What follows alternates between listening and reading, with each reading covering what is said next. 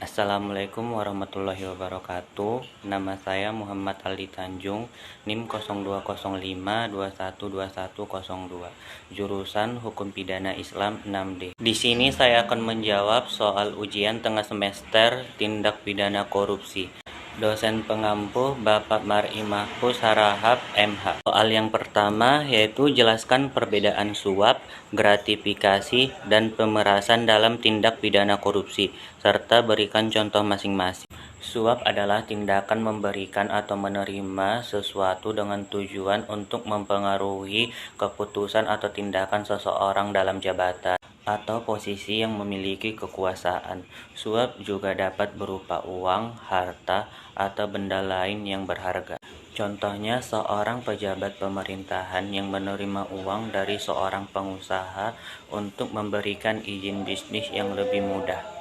Gratifikasi adalah tindakan memberikan hadiah atau imbalan kepada seseorang yang telah melakukan tindakan yang diharapkan. Gratifikasi juga dapat berupa uang, harta, atau benda lain yang berharga.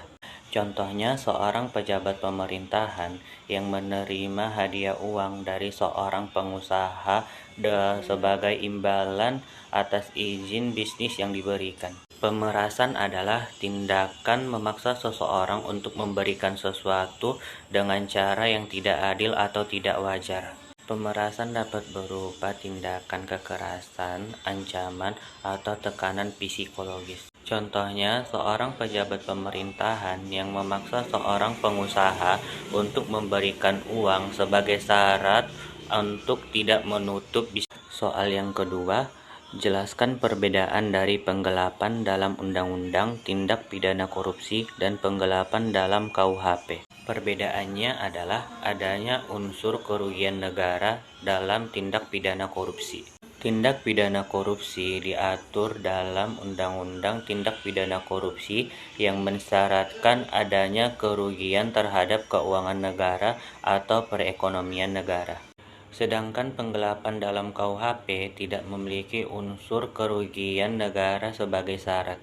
Dalam penggelapan, unsur utama adalah menguasai secara melawan hukum benda yang bukan kepunyaan sendiri, tanpa memperhatikan apakah kerugian negara terjadi atau tidak. Soal yang ketiga ialah jelaskan kedudukan KPK dalam sistem peradilan pidana di Indonesia, khusus perkara tindak pidana korupsi.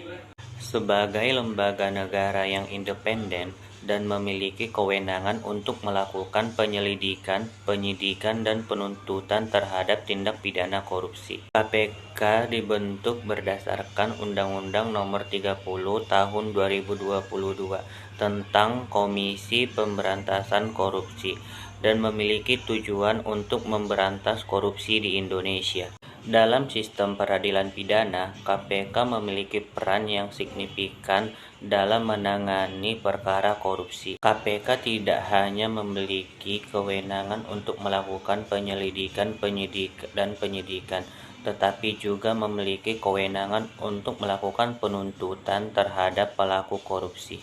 Hal ini berbeda dengan kepolisian dan kejaksaan yang memiliki kewenangan yang lebih luas dalam sistem peradilan pidana. Tetapi KPK memiliki kewenangan yang spesifik dalam menangani perkara korupsi.